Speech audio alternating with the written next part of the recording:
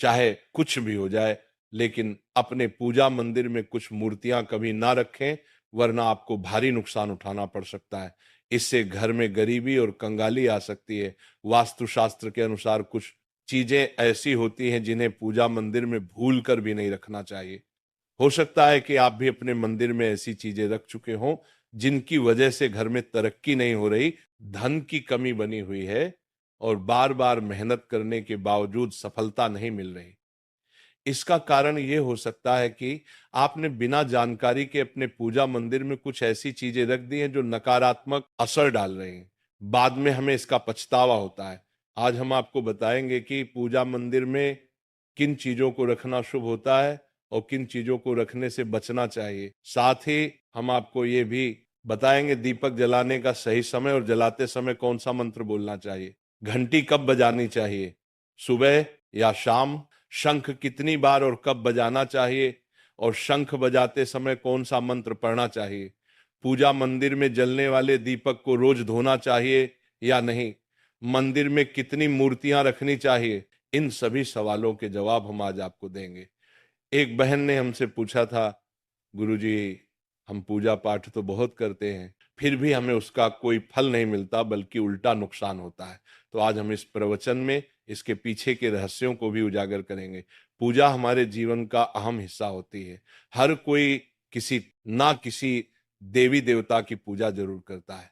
कोई देवी देवताओं की पूजा करता है तो कोई भगवान श्री हरि विष्णु की उपासना करता है और उनकी पूजा का फल भी मिलता है। लेकिन क्या आप जानते हैं कि कई बार छोटी छोटी गलतियां हमारी पूजा का पूरा फल मिलने में रुकावट बन जाती हैं। ये गलतियां अनजाने में हो जाती हैं और हम इन्हें मामूली समझकर नजरअंदाज कर देते हैं। हमारे शास्त्रों में इन बातों का विशेष उल्लेख किया गया है ताकि हम अपनी पूजा का पूरा फल प्राप्त कर सकें। आज के इस प्रवचन में हम उन 7 चीजों के बारे में बात करेंगे जिन्हें पूजा मंदिर में भूल कर भी नहीं रखना चाहिए, और उन 5 चीजों के बारे में भी बताएंगे जो पूजा मंदिर में जरूर होनी चाहिए। इन सभी सवालों के जवाब आपको आज के प्रवचन में मिलेंगे। आजकल हर घर में एक मंदिर होता है, लेकिन क्या आपको पता है कि उसमें क्या रखना चाहिए और क्या नहीं? ये जानकारी आपके परिवार की तरक्की और माता लक्ष्मी के आशीर्वाद के लिए बहुत महत्वपूर्ण है। अगर आपके घर के मंदिर में गणेश जी की मूर्ति या तस्वीर के अलावा ये 3 मूर्तियां रखी हैं तो कान खोलकर सुनो। आज भी कई लोग मंदिर के सामने ऐसी गलतियां कर बैठते हैं जो उन्हें दुख और परेशानियों की ओर ले जाती हैं। कुछ लोग घर के मंदिर के सामने ही अनुचित कार्य कर देते हैं। ये एक नकारात्मक कर्म है जो परिवार को मुश्किलों में डाल सकता है। अक्सर देखा जाता है कि पति पत्नी बिना सही समय का ध्यान रखे जब चाहे घर के मंदिर के पास आपस में व्यवहार करने लगते हैं। ऐसे लोग अनजाने में खुद को और अपने परिवार को कष्ट में डाल देते हैं। और वे कौन सी 7 चीजें हैं जिन्हें आपको अपने घर के मंदिर में बिल्कुल नहीं रखना चाहिए? पूजा घर में कुछ चीजें रखने का बहुत महत्व होता है। अगर आप चाहते हैं कि आपके घर में धन, सुख और समृद्धि आए, तो ये जरूरी है कि आप अपने पूजा घर में सही चीज रखें। शास्त्रों के अनुसार यदि पूजा घर में कुछ अशुभ चीजें रखी जाए तो ये आपके घर के वातावरण को नकारात्मक बना सकती है और माता लक्ष्मी भी ऐसे घर से दूर हो जाती हैं। आज हम जानेंगे उन विशेष चीजों के बारे में जिनका पूजा घर में होना बहुत जरूरी है। तो ऐसे भी अगर आप घर में सुख और समृद्धि की कामना करते हैं तो ये 3 चीज पूजा घर में जरूर रखें। स्वयं भगवान श्री कृष्ण ने भी कहा है कि प्रत्येक व्यक्ति को अपने घर में एक छोटा सा पूजा घर या मंदिर बनाना चाहिए जहां वह अपनी श्रद्धा और विश्वास के अनुसार अपने प्रिय देवी देवताओं की तस्वीरें, पूजा सामग्री और अन्य महत्वपूर्ण चीजों रख सके। लेकिन हमारे शास्त्रों में यह भी बताया गया है कि जितना कुछ चीजों को मंदिर में रखना शुभ होता है उतना ही कुछ चीजों को रखना अशुभ भी हो सकता है। कुछ ऐसी वस्तुएं होती हैं जिनसे घर में नकारात्मकता बनी रहती है, परिवार में लड़ाई झगड़े होते हैं और धन की हानि हो सकती है।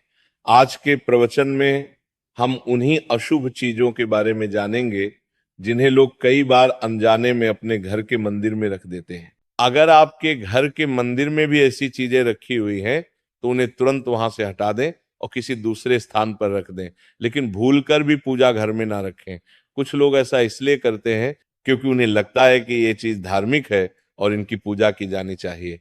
लेकिन सच ये है कि इन चीजों को मंदिर में रखना आपके घर के वातावरण को नकारात्मक बना सकता है और ये परिवार के लिए हानिकारक हो सकता है।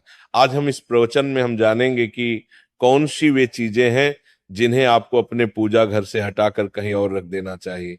ध्यान से समझें कि क्या आपके घर के मंदिर में कोई ऐसी वस्तु तो नहीं रखी हुई है जो आपकी परेशानियों का कारण बन रही है। भगवान श्री कृष्ण ने कहा था कि कलयुग में लोग कुछ अशुद्ध चीजों को धार्मिक मानकर उनकी पूजा करेंगे, जबकि शास्त्रों में उन्हें वर्जित माना गया है। ये भविष्यवाणी उन्होंने पहले ही कर दी थी। आजकल लोग भटक जाते हैं और गलत चीजों को धार्मिक मानकर पूजा करने लगते हैं। भगवान श्री कृष्ण के अनुसार हमारे देश का ये परंपरा मिट्टी से जुड़ी हुई है, इसलिए पूजा घर में पारंपरिक मिट्टी का दीपक जरूर होना चाहिए। अगर आप मिट्टी का दीपक नहीं रख सकते तो धातु के दीपक का उपयोग करें, और अगर आपकी भगवान में गहरी आस्था है तो आप उपला का दीपक जलाकर उसमें गुड़ और घी डाल सकते हैं। इससे घर में सुख शांति बनी रहती है। अब हम जानेंगे उन चीजों के बारे में जो पूजा घर में जरूर होनी चाहिए। सबसे पहले स्वस्तिक, ये घर में सौभाग्य और समृद्धि का प्रतीक माना जाता है। आप इसे रोली से बना सकते हैं। इसके बाद आता है कलश। भगवान श्री कृष्ण ने कहा है कि कलश सुख और समृद्धि का प्रतीक होता है। पूजा घर में रोली और कुमकुम से स्वस्तिक बनाकर कलश जरूर रखें। इससे घर में धन, वैभव और शांति बनी रहती है। तीसरी चीज है शंख। शंख समुद्र मंथन के 14 रत्नों में से एक है और ये मां लक्ष्मी को अत्यंत प्रिय है। शंख की ध्वनि से सकारात्मक ऊर्जा का संचार होता है, जिससे घर में समृद्धि बनी रहती है। फिर आता है घंटी। जब घर के मंदिर में घंटी बजती है तो वातावरण शुद्ध और पवित्र होता है। इससे नकारात्मक शक्तियां दूर होती हैं और घर में सुख समृद्धि के द्वार खुलते हैं। इसके अलावा शंख, गोमती चक्र और जल रखना भी बहुत शुभ माना जाता है। शंख से भगवान का आशीर्वाद मिलता है, गोमती चक्र से घर में समृद्धि आती है और जल रखने से घर की ऊर्जा शुद्ध होती है। ध्यान दें कि इस जल को नियमित रूप से बदलते रहें और शंख गोमती चक्र को भी साफ रखें ताकि घर का माहौल हमेशा सकारात्मक बना रहे। अब अगली बात शिवलिंग के बारे में है। अगर आप घर में शिवलिंग रखते हैं तो यह आप बहुत पवित्र माना जाता है, लेकिन ध्यान रखें कि शिवलिंग को हमेशा उत्तर या पूर्व दिशा में रखें। इसे ऐसे स्थान पर रखें जहां ज्यादा हलचल ना हो और ये हमेशा स्वच्छ रहे। इससे पूजा का प्रभाव अधिक लाभकारी होता है। अब हम उन चीजों के बारे में बात करेंगे जिन्हें पूजा घर में नहीं रखना चाहिए। सबसे पहले गणेश जी की विषम संख्या में मूर्तियां। पूजा घर में गणेश जी की मूर्तियां 3 या 5 की संख्या में ना रखें। 2 गणेश जी की मूर्तियां रखना शुभ माना जाता है। यदि आप अपने मंगल की कामना करते हैं तो गणेश जी की मूर्ति को मुख्य द्वार पर अंदर की ओर मुंह करके रखें, बाहर की ओर नहीं। दूसरी चीज है टूटे हुए चावल। पूजा घर में कभी भी टूटे हुए चावल ना रखें क्योंकि ये नकारात्मक ऊर्जा का संचार करते हैं। पुराने चछाए हुए चावल भी ज्यादा समय तक नहीं रखना, इन्हें समय समय पर हटा देना चाहिए। तीसरी चीज है पूर्वजों की तस्वीर। पूजा घर में मृत पूर्वजों की तस्वीर रखना अशुभ माना जाता है क्योंकि मृतकों का स्थान देवताओं के बराबर नहीं होता। इसे अलग स्थान पर रखना चाहिए ताकि पूजा घर की पवित्रता बनी रहे। इससे घर के वातावरण में नकारात्मकता आ सकती है। चौथी चीज है साधु संतों की मूर्तियां। अगर आप किसी साधु संत को मानते हैं तो उनकी तस्वीर दीवार पर लगा सकते हैं, लेकिन पूजा घर में नहीं रखनी चाहिए। इसी तरह भैरव जी, शनिदेव और काली माता की मूर्तियां भी पूजा घर में नहीं रखनी चाहिए। साथ ही माता लक्ष्मी की खड़ी हुई मूर्तियां की पूजा भी नहीं करनी चाहिए। माता लक्ष्मी हमेशा बैठी हुई मुद्रा में होनी चाहिए। ध्यान रखें कि घर के पूजा मंदिर में एक से ज्यादा देवी देवताओं की तस्वीरें या मूर्तियां नहीं रखनी चाहिए। इससे पूजा की ऊर्जा का संतुलन बिगड़ सकता है, उसका प्रभाव कम हो सकता है। एक ही देवी देवता की तस्वीर या मूर्ति रखें ताकि पूजा के समय उनकी ऊर्जा सही तरीके से आपके जीवन में पहुंचे। भगवान की मूर्तियां और तस्वीरें हमेशा अच्छी स्थिति में रखें। अगर किसी मूर्ति या तस्वीर में कोई टूट फूट हो जाए तो उसे तुरंत पूजा स्थल से हटा दें। टूटी हुई मूर्तियां घर की ऊर्जा को नकारात्मक बना सकती हैं और पूजा स्थल की पवित्रता भी कम कर सकती है। तो ये हैं वे चीजें जो आपके पूजा घर में नहीं होनी चाहिए। इन छोटी छोटी बातों का ध्यान रखकर आप अपने घर को सुख समृद्धि और आशीर्वाद से भर सकते हैं।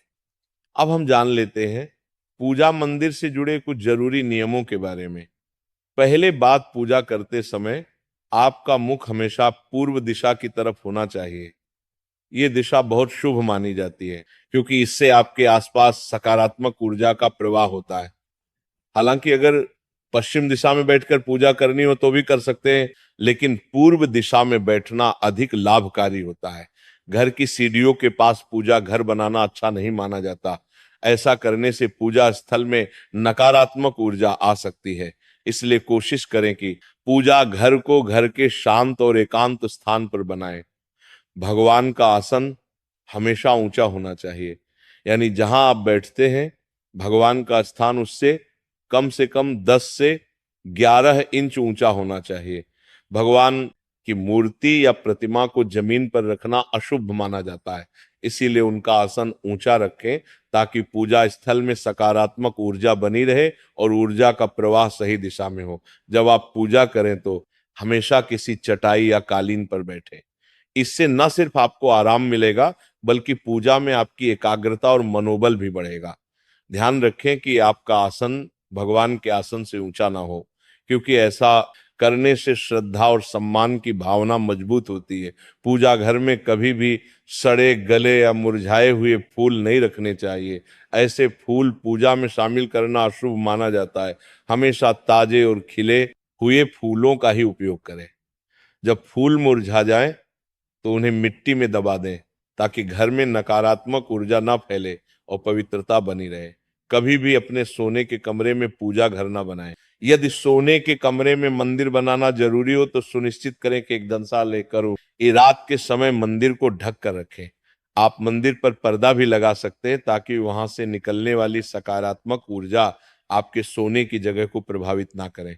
सनातन परंपरा के अनुसार पूजा करते समय काले कपड़े नहीं पहनने चाहिए। ऐसा माना जाता है कि काले कपड़े पहनने से मन में नकारात्मकता आ सकती है जो पूजा की ऊर्जा को प्रभावित कर सकती है। इसलिए हमेशा हल्के और शुभ रंग के कपड़े पहने ताकि मन में शांति और सकारात्मकता बनी रहे। तो ये कुछ जरूरी नियम थे जिनका पालन करके आप अपने पूजा स्थल को और भी पवित्र और प्रभावशाली बना सकते हैं। इन नियमों का पालन करें और अपने जीवन में शांति, समृद्धि और सकारात्मकता का अनुभव करें। अब हम जान लेते हैं पूजा मंदिर में दीपक जलाने से जुड़े कुछ महत्वपूर्ण नियमों के बारे में। दीपक जलाना एक बहुत ही शुभ कार्य माना जाता है, लेकिन इसे सही तरीके से करना बेहद जरूरी है। सही तरीके से दीपक जलाने से भगवान की कृपा मिलती है और घर में सकारात्मक ऊर्जा का वास होता है। दीपक का स्थान बहुत महत्वपूर्ण होता है। दीपक को हमेशा भगवान की मूर्ति के सामने रखें ताकि उसकी रोशनी भगवान के आशीर्वाद और कृपा का प्रतीक बने। इससे दीपक का प्रकाश आपके पूजा स्थल को पवित्र और ऊर्जा से भरा हुआ रखता है। हिंदू धर्म में दीपक जलाने के कुछ खास नियम बताए गए हैं, जैसे कभी भी खंडित दीपक नहीं जलाना चाहिए। खंडित दीपक से पूजा अपवित्र हो सकती है।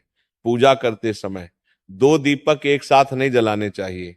ऐसा करने से ऊर्जा का संतुलन बिगड़ सकता है और पूजा का असर कम हो सकता है।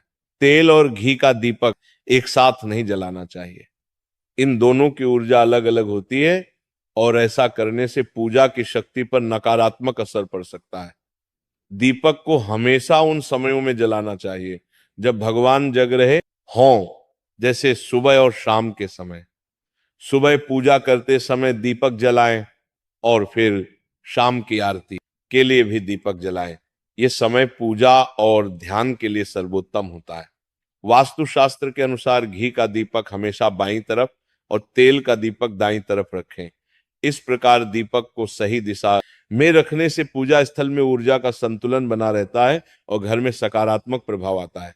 ज्योतिष शास्त्र के अनुसार दीपक को कभी भी पश्चिम दिशा में नहीं रखना चाहिए। पश्चिम दिशा को नकारात्मक ऊर्जा की दिशा माना जाता है और इस दिशा में दीपक रखने से पूजा का प्रभाव कम हो सकता है। दीपक को हमेशा उत्तर या पूर्व दिशा में रखें क्योंकि ये दिशाएं पूजा में सकारात्मक ऊर्जा का प्रवाह करती हैं और आपकी पूजा को फलदायी बनाती है।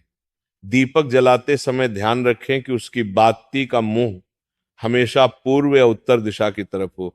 ये दिशा सकारात्मक ऊर्जा की दिशा मानी जाती है और इससे आपकी पूजा में शक्ति और प्रभाव बढ़ता है।